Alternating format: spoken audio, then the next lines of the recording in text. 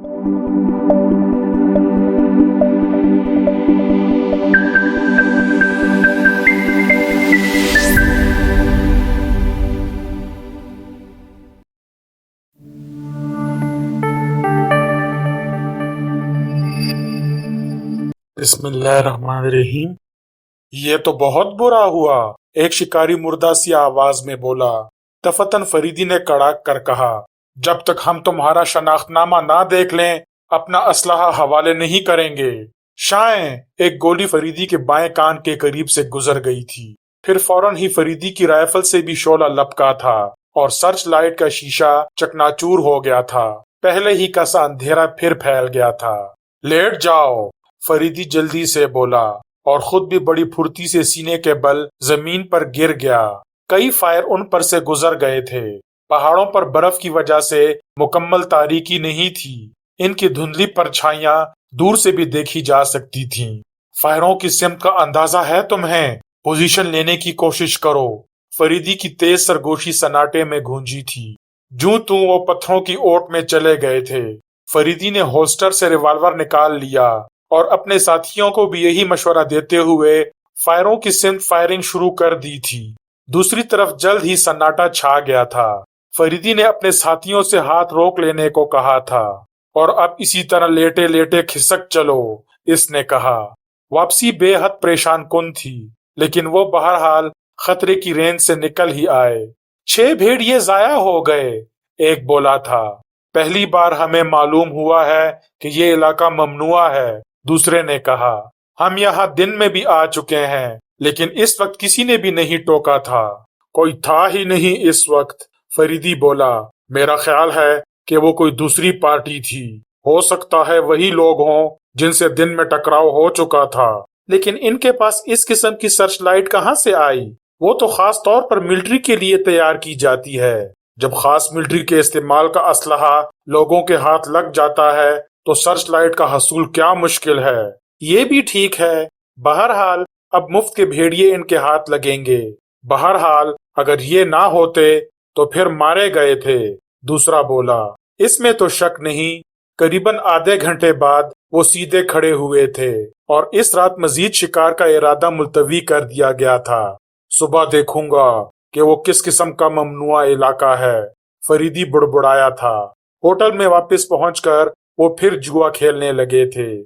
इस बार इन्होंने फरीदी को मजबूर कर दिया था। वो भी मुस्कुराता हुआ बैठ गया। अच्छा एक बात है, वो हाथ उठाकर बोला। तुम सब अपने अपने पास कागज पेंसिल रख लो और अपनी अपनी हारी हुई रकूम नोट करते जाना। इस दावे के साथ बैठ रहे हो? एक शिकारी बोला। हाँ, इस दावे के साथ। तब तो तुम्हें सचमुच पछताना पड़ेगा। देखा जाएगा। खेल शुरू हुआ था और इनके चेहरे उतरने लगे थे। जरा ही सी देर में फरीदी ने इनकी जेबें खाली करा ली। वो इसे हैरत से देखे जा रहे थे। अब लाओ अपना अपना पर्चा, फरीदी हंस कर बोला। इनके हिसाब के मुताबिक इसने इनकी एक एक पाई वापस कर दी थी।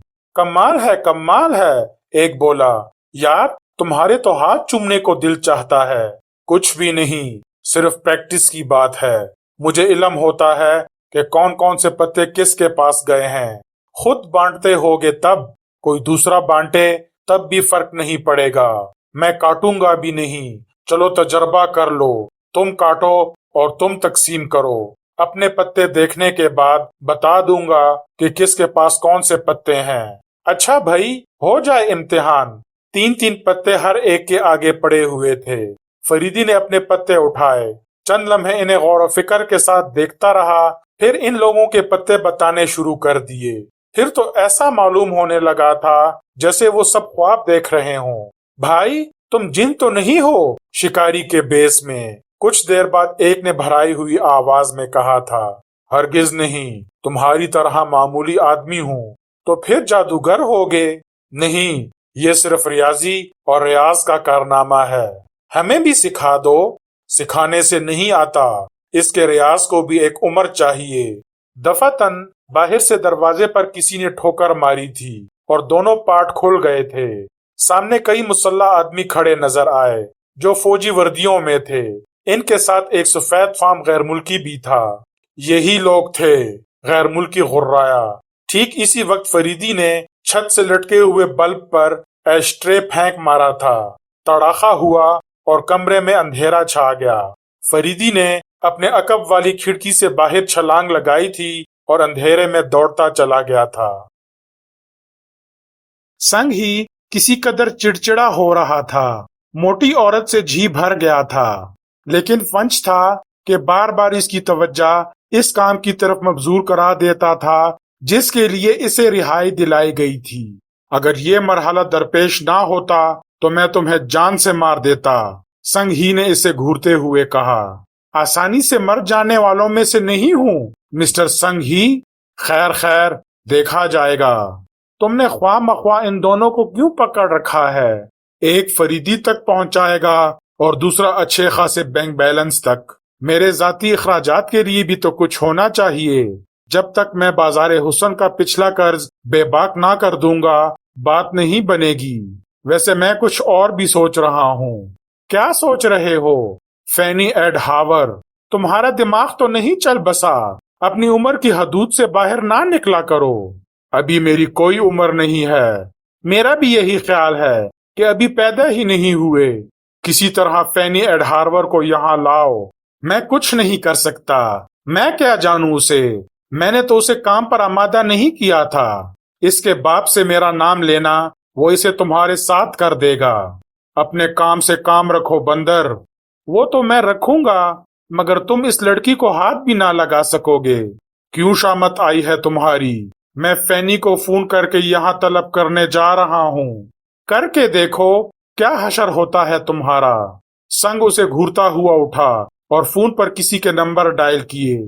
دوسری طرف سے جواب ملنے پر بولا، انکل سنگ بول رہا ہوں بیبی، کیا تم نورنگ چوراہے پر آ سکتی ہو؟ ٹھیک، تو 20 منٹ کے اندر اندر پہنچ جاؤ۔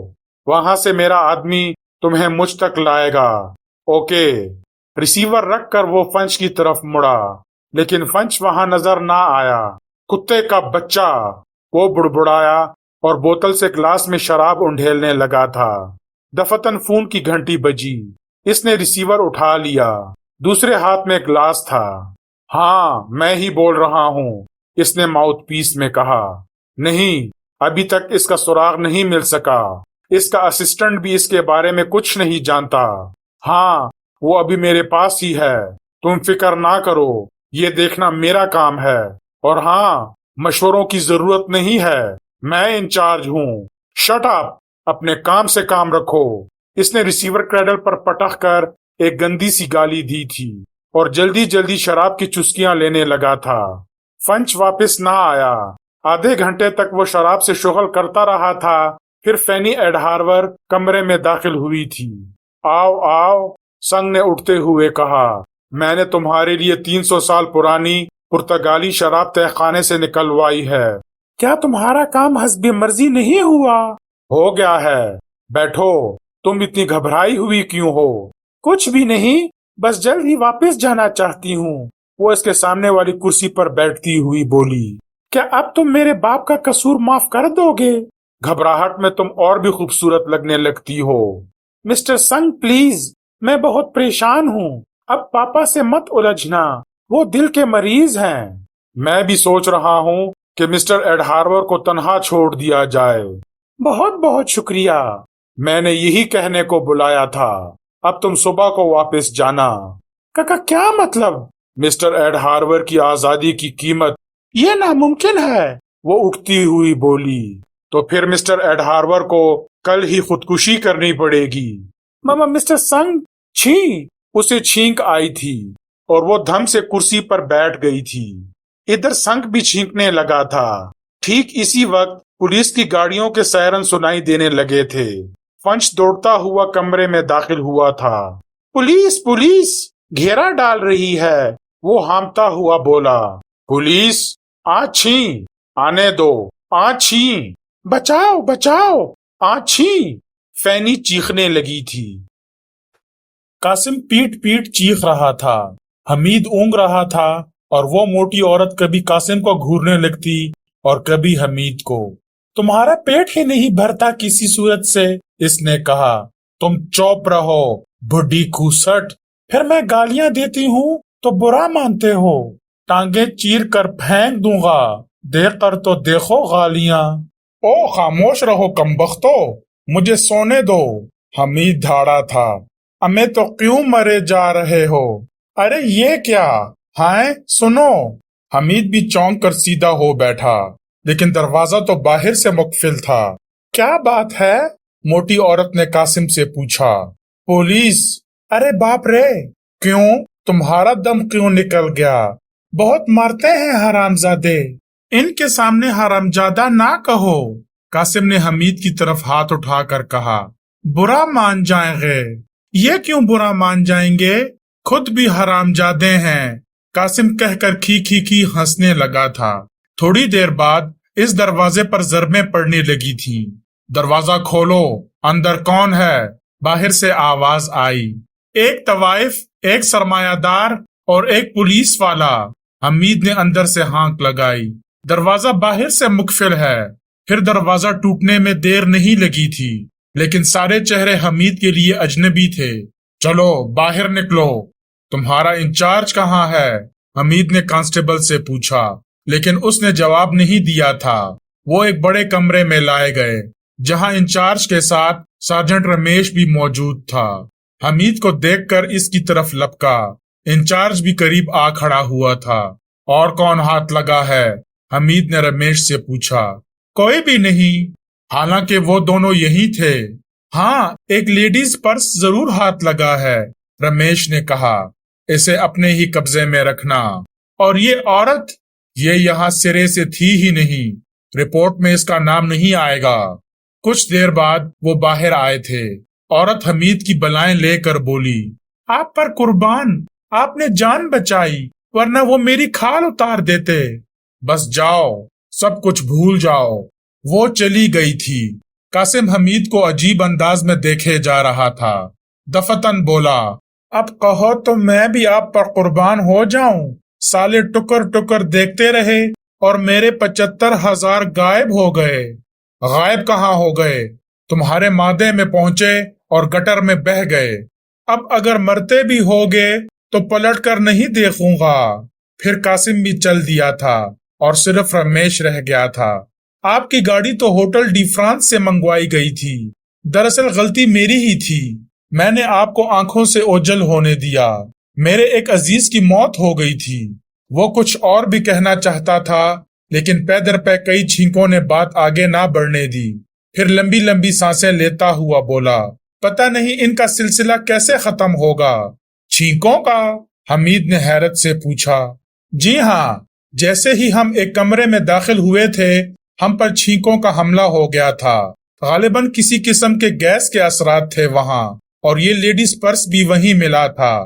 ہاں، تو حلقے کے تھانے کے انچارج سے کسی نے فون پر اس عمارت کا پتہ بتاتے ہوئے کہا تھا کہ یہاں ایک پولیس آفیسر قید ہے۔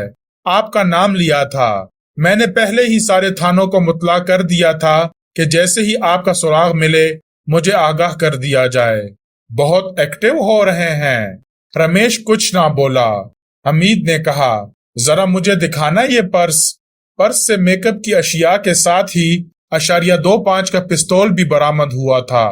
2-3 وزٹنگ کارڈ تھے، جن پر فینی ایڈہاور کا نام اور پتہ موجود تھا۔ اچھا، حمید طویل سانس لے کر بولا، اب بقیہ معاملات صبح کو دیکھے جائیں گے۔ رمیش رخصت ہو گیا۔ وہ گھر آیا تھا۔ ملازموں سے معلوم ہوا کہ فریدی کی طرف سے ابھی تک کوئی اطلاع نہیں ملی۔ دوسری صبح وہ فینی کے پرس سمیت اسی سفارت خانے کی طرف جا نکلا تھا جہاں اس کا باپ سیکرٹری کے عہدے پر فائز تھا۔ اس کے دفتر سے معلوم ہوا کہ وہ بیمار ہے، گھر ہی پر مل سکے گا، لہٰذا اس نے گھر کی راہ لی۔ ملازم اسے ڈرائنگ روم میں بٹھا کر اس کا کارڈ اندر لے گیا تھا۔ اس نے ملازم کو یقین دلایا تھا کہ فینی اسے اچھی طرح جانتی ہے۔ تھوڑی دیر بعد وہ آئی تھی اور حمید پر نظر پڑتے ہی دروازے میں ٹھٹک کر رہ گئی تھی۔ تم؟ وہ ہکلائی، یہاں کیوں آئے ہو؟ خدا کے لیے چلے جاؤ۔ تمہارا پرس تم تک پہنچانے آیا تھا، جسے تم جلدی میں وہی بھول آئی تھی۔ یہاں سے چلے جاؤ، میں کہیں اور تم سے مل لوں گی۔ آخر کیوں؟ یہ بہت اہم معاملہ ہے، میری حکومت تمہارے باپ کو ناپسندیدہ شخصیت قرار دے کر واپس بھی بھجوا سکتی ہے۔ آہستہ بولو، وہ آگے بڑھ کر گھگھیائی۔ میرا باپ بیمار ہے، اگر اس کے کان میں اس کی بھنک بھی پڑ گئی تو اس کا ہارٹ فیل ہو جائے گا۔ تب تو پھر تم میرے ساتھ چلو، کہیں اور بات کریں گے۔ پل بھر کے لیے فینی کی آنکھوں میں تشویش کے سائے نظر آئے تھے، پھر وہ سر ہلا کر بولی تھی، اچھا تم چل کر اپنی گاڑی میں بیٹھو، میں آ رہی ہوں۔ یہ ہوئی قاعدے کی بات، حمید نے اٹھتے ہوئے کہا۔ فینی نے دیر نہیں لگائی تھی، اگلی سیٹ کا دروازہ کھول کر اس کے برابر بیٹھتی ہوئی بولی، اب چلو جہاں چلتے ہو، کسی کھلے میدان میں بھی یہی مشورہ دوں گی، پبلک پارک یہی مناسب ہے۔ گفتگو شروع کر دوں یا وہیں چل کر؟ جیسے دل چاہے، وہ بیزاری سے بولی۔ تمہیں علم ہو گیا ہوگا کہ میں ایک ذمہ دار پولیس آفیسر ہوں۔ ہاں، تمہارا کارڈ دیکھ کر علم ہو گیا ہے۔ تمہارے پرس میں ایک پستول بھی موجود ہے۔ میری ملکیت نہیں ہے، مجھے پھنسانے کے لیے کسی نے رکھ دیا ہوگا۔ عدالت اسے تسلیم نہیں کرے گی۔ کیا تم اتنے بے درد ہو کہ اس معاملے کو عدالت تک لے جاؤ گے؟ ہمیں رحم کرنے کی تنخواہ نہیں ملتی۔ میرا باپ بہت بیمار ہے، کچھ تو خیال کرو۔ تم پچھلی رات وہاں کیوں گئی تھی؟ بلوائی گئی تھی، اس نے تنفر آمیز لہجے میں کہا۔ اس کی تنخواہ دار ہو؟ ہرگز نہیں، فینی نے غصیرے لہجے میں کہا۔ تم بلیک میل ہو رہی ہو یا تمہارا باپ ہو رہا ہے؟ تو تم جانتے ہو، وہ مردہ سی آواز میں بولی، صرف اس حد تک کہ اس آدمی کا طریقہ کار بلیک میلنگ ہے۔ وہ میرے باپ کو بلیک میل کر کے مجھ سے کام لے رہا ہے، لیکن پچھلی رات جس کام کے لیے بلایا تھا اس پر میں آمادہ نہیں ہوئی تھی۔ بحث ہو رہی تھی کہ پولیس نے چھاپا مارا اور ہم تینوں وہاں سے نکل گئے۔ اب وہ دونوں کہاں ہوں گے؟ خدا جانے، میں سڑک پر نکل آئی تھی، مجھے نہیں معلوم کہ وہ دونوں کہاں گئے۔ لائم جوس میں تم ہی نے بے ہوشی کی دوا ملائی تھی۔ ہاں، مجھ سے کہا گیا تھا کہ تم جو مشروب بھی استعمال کرو اس میں غشی کی دوا ڈال دوں۔ خاصی صفائی ہے تمہارے ہاتھ میں، مجھے علم ہی نہ ہو سکا۔ اب بتاؤ کیا ہوگا؟ میرے باپ پر رحم کرو، اگر وہ ناپسندیدہ شخصیت قرار دے دیا گیا تو مر جائے گا۔ صرف ایک صورت میں ہے، بتاؤ مجھے کیا کرنا ہوگا؟ ان دونوں کا ٹھکانہ معلوم کر کے مجھے بتاؤ۔ میں تیار ہوں۔ اگر وہ دونوں نہ پکڑے گئے تو تمہاری مٹی پلید ہو جائے گی۔ میں سمجھتی ہوں، وہ لمبا آدمی بے حد سور معلوم ہوتا ہے، تمہارے تصور سے بھی کہیں زیادہ۔ فینی کچھ نہ بولی۔ اب بتاؤ، وہ پستول کس کا ہے؟ میرا ہی ہے، جب سے ان لوگوں سے سابقہ پڑا ہے رکھنے لگی ہوں۔ ٹھیک ہے، اب پبلک پارک جانے کی ضرورت نہیں ہے، واپس چلو۔ نہیں، میں کچھ دیر باہر رہنا چاہتی ہوں۔ تمہاری مرضی۔ آخر وہ لوگ کون ہیں اور یہاں کیا کر رہے ہیں؟ لمبا آدمی چینی معلوم ہوتا ہے اور چھوٹا آدمی لہجے سے امریکن لگتا ہے۔ دونوں اپنی اپنی حکومتوں کے مجرم ہیں۔ چھوٹا آدمی اتنا برا نہیں معلوم ہوتا۔ حمید کچھ نہ بولا، وہ سوچ رہا تھا کہ شاید فنچ ہی نے تھانے کے انچارج کو فون کیا تھا، غالباً اس لڑکی کو سنگ کے دست برد سے بچانا چاہتا تھا۔ تو اب میں تمہیں کہاں لے چلوں؟ حمید نے پوچھا۔ جہاں دل چاہے۔ میرا خیال ہے کہ ہمارا تعاقب کیا جا رہا ہے، حمید نے عقب نما آئینے کی طرف دیکھتے ہوئے کہا۔ وہ زرد رنگ کی گاڑی شروع ہی سے پیچھے لگی ہوئی ہے۔ اگر یہ بات ہے تو پھر گھر ہی چلو، میں کسی قسم کا خطرہ مول لینے پر تیار نہیں۔ بہت اچھا۔ پھر وہ گاڑی موڑ ہی رہا تھا کہ ایک ٹرک نے راستہ روک لیا اور زرد رنگ کی کار ٹھیک اس کی گاڑی کے پیچھے رکی تھی۔ اس پر سے ایک آدمی اتر کر حمید کی گاڑی کی طرف آیا اور پچھلی نشست کا دروازہ کھول کر بڑی بے تکلفی سے بیٹھتا ہوا بولا، میرا ریوالور بے آواز ہے آفیسر، اب گاڑی موڑو اور چپ چاپ چلتے رہو، اور اگر میں انکار کر دوں تو تم بھی مر جاؤ گے اور میں بھی مر جاؤں گا۔ ٹرک سامنے سے ہٹ چکا تھا۔ حمید نے گاڑی موڑ دی اور پیچھے بیٹھے ہوئے آدمی نے کہا، لڑکی، تمہارا باپ مر چکا ہے، لہٰذا اب گھر جانے سے کیا فائدہ؟ نہیں، वो कपकपाती हुई आवाज में बोली और फूट फूट कर रोने लगी। तुम अव्वल दर्जे के गधे मालूम होते हो, हमीद ने गुस्सीले लहजे में कहा। वो क्यों मिस्टर अक्लमंद, ये इत्तला इतनी बेदर्दी से ना देनी चाहिए थी। मुझे रोती हुई औरतें अच्छी लगती हैं, इसने हंसकर कहा। फिर बोला, अगले चौराहे से बाएं जानिब मोड़ देना। तुम खुद को मौत के मुंह में ले जा रहे हो, तुम भी साथ रहोगे, इसलिए परवाह नहीं। फैनी बराबर रोए जा रही थी। हमीद जानता था कि अगले चौराहे से मुड़ने के बाद गाड़ी का रुख वीराने की तरफ होगा। वो तन बतकदीर होकर चलता रहा। पिछली सीट पर बैठा हुआ आदमी अब खामोश था। गाड़ी तेजी से आगे बढ़ती जा रही थी। हमीद सोच रहा था कि तन्हा आकर इसने गलती की है। खैर, अब क्या करना चाहिए? क्या हमारी कब्रें पहले से तैयार कर ली गई हैं? हमीद ने ऊंची आवाज में पूछा। अरे नहीं ऑफिसर, तुम अभी बहुत जियोगे। तुम दोनों को कत्ल कर देने के लिए नहीं ले जा रहे हैं, सिर्फ हमें अपनी मेजबानी का शर्फ बख्शोगे। तुम हो कौन? अब इतने भी अनजान ना बनो। हमारे बॉस से तुम्हारी शनासाई नई नहीं है। संग ही? हाँ कैप्टन। हमीद तवील सांस लेकर रह गया। गाड़ी कुछ देर बाद वीराने में दाखिल हो रही थी। इसे एक कच्चे रास्ते पर मोड़ने को कहा गया था। हमीद खामोशी से तामील करता रहा। बस अब रोक दो और गाड़ी से उतर जाओ। ये किस खुशी में? चलो जल्दी करो। हमीद ने मुड़कर देखा। रिवॉल्वर की नाल इसकी खोपड़ी की तरफ उठी हुई थी। चुपचाप गाड़ी से उतर जाना पड़ा। वो आदमी स्टीयरिंग के सामने आ बैठा था। हमीद खड़ा देखता रहा। गाड़ी तेजी से बैक हुई थी और अगली झाड़ियों के करीब पहुंचकर नजरों से ओझल हो गई थी। जंगल में दोनों तन्हा खड़े एक दूसरे की शक्ल देखे जा रहे थे।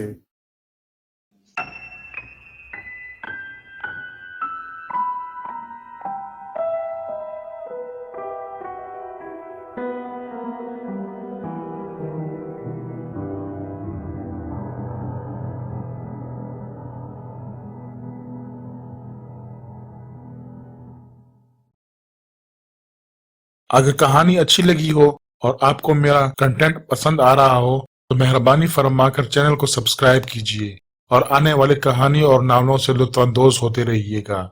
बहुत बहुत शुक्रिया।